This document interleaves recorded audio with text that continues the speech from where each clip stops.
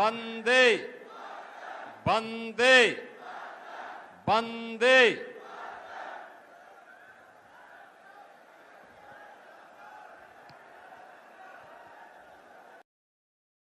पर उपस्थित भारतीय जनता पार्टी हरियाणा के कर्मठ और लोकप्रिय प्रदेश अध्यक्ष श्री मोहनलाल कौशिक जी,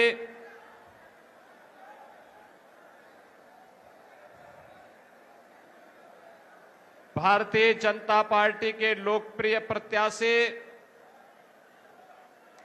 श्री कृष्ण बेदी जी, जिला अध्यक्ष जींद श्री चैदेंद्र ढुल जी, प्रभारी मदन गोयल जी, लोकसभा के उत्तर प्रदेश बरेली के सांसद और यहां के प्रवासी श्री सत्तरपाल सिंह गंगवार जी, पूर्व सांसद अशोक तंवर जी, प्रभारी नरवाना विधानसभा श्री ओम प्रकाश शर्मा जी, संयोजक ऋषपाल शर्मा जी, पूर्व विधायक पृथ्वी सिंह जी, योगी सुक्राई नाथ जी,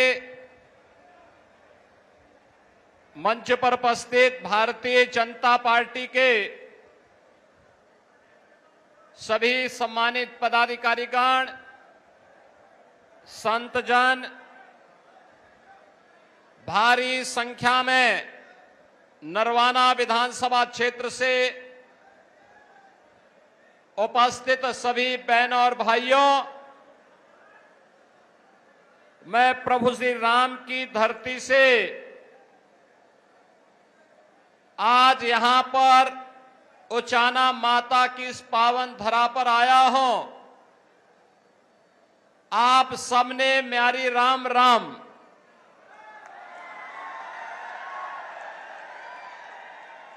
बहनों और भाइयों,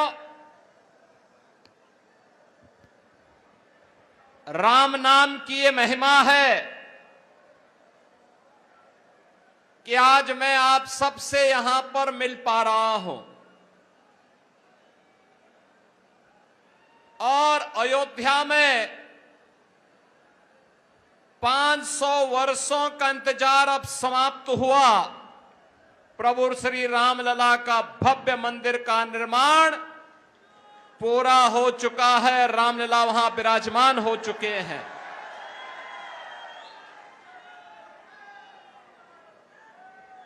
बहनों और भाइयों, मैं पूछना चाहता हूं, जिस राम के नाम से हमें भवबंधन से मुक्ति मिलती है, जिन प्रभु राम के छूने मात्र से भी एक पत्थर तैरने लगता है, उस प्रभु राम के नाम से कांग्रेस और इन लोगों को ही परेशानी होती थी। अगर आजादी के तत्काल बाद अयोध्या में राम मंदिर का निर्माण नहीं हो पाया, तो इसके लिए ये सेकुलरिज्म का लबादा ओढ़ने वाले दल जिम्मेदार हैं, जिनका एक ही प्रयास था, एन केन प्रकारेण भारत की आस्था का अपमान करना, भारत के महापुरुषों का अपमान करना। कांग्रेस भी और इन लोग भी लगातार जीवन भर यही कार्य करती रही। बहनों और भाइयों, इससे बड़ा और क्या हो सकता है। एक और अयोध्या में प्रभु राम लला के भव्य मंदिर का निर्माण का कार्य संपन्न हुआ, रामलला विराजमान हुए, और दूसरी तरफ अयोध्या के इंटरनेशनल एयरपोर्ट का नाम त्रिकालदर्शी ऋषि महर्षि वाल्मीकि जी के नाम पर करने का काम भी प्रधानमंत्री मोदी जी ने किया। बहनों और भाइयों, मैं इसीलिए कह रहा हूं, ये कांग्रेस हो या इन लोग, ये जितने भी दल हैं, ये अपने परिवारवाद में इतने मस्त हैं। ये कभी बाबा साहब भीमराव अंबेडकर का अपमान करते हैं, कभी प्रभु राम का अपमान करते हैं, प्रभु श्री कृष्ण का अपमान करते हैं, भारत की सुरक्षा में सेंध लगाने का कार्य करते हैं और अपने राजनीतिक स्वार्थ के लिए सुरक्षा इनके लिए कोई मायने नहीं रखती। जब भी इन्हें सत्ता प्राप्त हुई, अनुसूचित जाति के लोगों पर अत्याचार, जब भी इनको सत्ता प्राप्त होती है, सुरक्षा पर सेंध लगाना, दंगा कराना, यही इनका कार्य रहा है। और यही कारण रहा है कि कांग्रेस ने अपने आजादी के बाद सबसे लंबे समय तक देश के अंदर शासन करने के बावजूद एक भी एयरपोर्ट का नामकरण महर्षि वाल्मीकि के नाम पर नहीं किया। एक भी एयरपोर्ट का नामकरण संत रविदास जी के नाम पे नहीं किया। एक भी एयरपोर्ट का नामकरण इन्होंने बाबा साहब भीमराव अंबेडकर के नाम पर नहीं किया। यहां पर तो लोग करते थे केवल अपने नाम पर, अपने पूर्वजों के नाम पर। बच्चा पैदा बाद में होता था, पहले उसका नामकरण हो जाता था, उनके नाम से किसी एयरपोर्ट स्टेडियम का नाम रख दिया जाता था। और इसीलिए आज जब ये विधानसभा हरियाणा का चुनाव हो रहा है, तब मैं आपका आह्वान करने के लिए आया हूं। याद करिए 2017 के पहले उत्तर प्रदेश की स्थिति क्या थी। आबादी का सबसे बड़ा राज्य किन स्थितियों में था।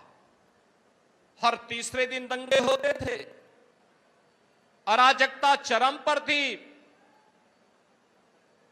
बेटी सुरक्षित नहीं थी, व्यापारी का कोई सम्मान नहीं था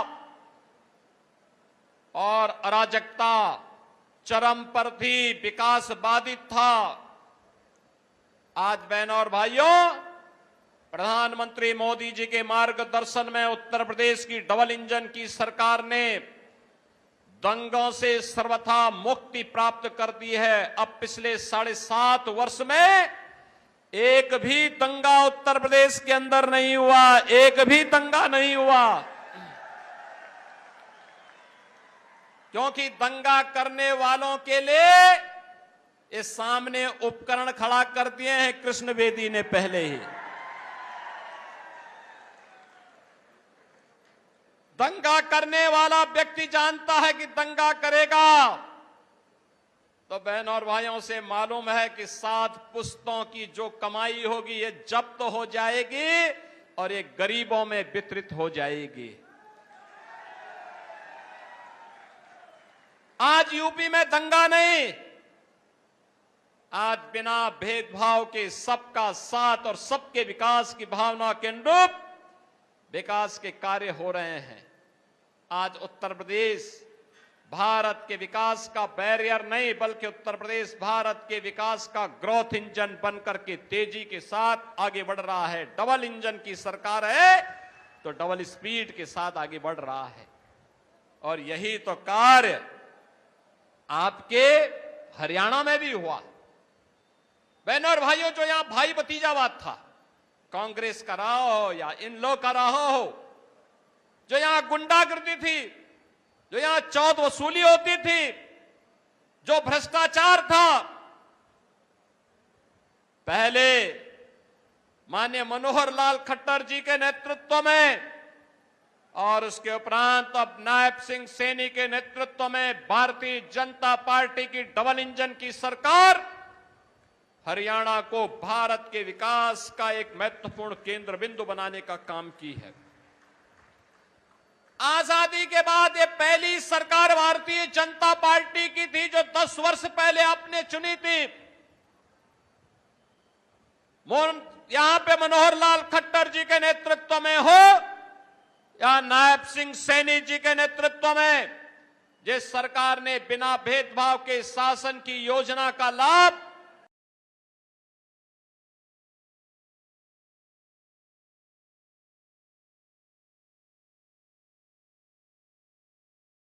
काम किया, आवास की सुविधा हो, शौचालय की सुविधा हो, हर घर नल की योजना हो, हर घर की कनेक्टिविटी हो, अधिकाधिक नौजवानों को नौकरी और रोजगार के साथ जोड़ने का कार्य हो, बेटी की सुरक्षा हो, व्यापारी का सम्मान हो, धर्मस्थलों के पुनरुद्धार के लिए कार्य योजना बनाने का कार्य हो। ये सभी कार्य द्रुत गति से पिछले 10 वर्ष के अंदर हरियाणा के अंदर देखने को मिले हैं। आज हरियाणा परिवारवाद का नहीं, भ्रष्टाचार का नहीं, बल्कि भारत के विकास का एक केंद्र बिंदु बनकर के उभरा है, तेजी के साथ उभरा है। और अगले 12-15 वर्ष जिनके बारे में प्रधानमंत्री मोदी जी ने कहा है, अमृत काल का यह अवसर भारत को विकसित भारत के रूप में स्थापित करना है, तो इसके लिए हमें जाति मत और मजहब से ऊपर उठ करके अपने देश के बारे में सोचना पड़ेगा। देश के बारे में बहनों और भाइयों, मैं तो आपसे कहने के लिए आया हूं, आज आपसे मैं यही कहने के लिए आया हूं, याद करिए, इन लोगों का हरियाणा के बाहर कोई अस्तित्व नहीं, एक अकेले कोई विकास कार्य नहीं करा सकता, इनकी क्षमता भी नहीं है, तो उसे वोट देने का मतलब आपका वोट बेकार जाना है। कांग्रेस अपनी विघटनकारी मानसिकता के लिए जानी जाती है। आप देख रहे होंगे कांग्रेस के नेता और नेता प्रतिपक्ष लोकसभा श्री राहुल गांधी के वक्तव्यों को देख सकते हैं। जब भारत के बाहर जाते हैं, भारत की संवैधानिक संस्थाओं पर प्रश्न खड़ा करते हैं, भारत की आस्था पर प्रहार करते हैं, भारत की गुरु परंपरा के बारे में अनर्गल टिप्पणी करते हैं, भारत को अपमानित करने का कोई भी अवसर नहीं चूकते। और दुनिया के अंदर भारत को अपमानित करने की सेखी बघारने का काम ये लोग करते हैं। ये लोग जो देश की सुरक्षा के साथ खिलवाड़ करते हैं, इन लोगों से उम्मीद करना कि भारत की सुरक्षा और भारत की समृद्धि के लिए कोई प्रयास करेंगे, ये बेईमानी होगी। और कांग्रेस आज इस बेईमानी पे उतर चुकी है। मैं आपसे ये कहने के लिए आया हूं, इन्होंने आजादी के बाद 75 वर्षों में लगातार अपने राजनीतिक स्वार्थों के लिए समाज को आपस में लड़ाने का काम किया, जातीय सेनाएं खड़ी की। ये जातिवाद, ये मत और मजहब की राजनीति, ये विकास की सबसे बड़ी बाधा है। बहनों और भाइयों, अगर हमें विकास करना है, अपने वर्तमान को अच्छा बनाना है, अपने भविष्य को सुखद और उज्जवल बनाना है, तो हमें इन बैरियर्स को पार करना पड़ेगा जो जातिवाद के नाम पर है, मत और संप्रदाय के नाम पर है, जो किसी अन्य कारणों से है। इन सब से उबर करके कार्य करना होगा। और इसी के लिए 14 में प्रधानमंत्री मोदी जी ने देशवासियों को मंत्र दिया था। उन्होंने कहा था, मेरी सरकार जाति मत और मजहब से ऊपर उठ करके कार्य करेगी। मेरी सरकार का मंत्र होगा जिसमें समान रूप से एक सर्वसमावेशी विकास का कार्य होगा। और इस सर्वसमावेशी विकास ही राम राज्य के अवधारणा को पूरा करेगा। और इसके लिए उन्होंने मंत्र दिया था, सबका साथ सबका विकास का।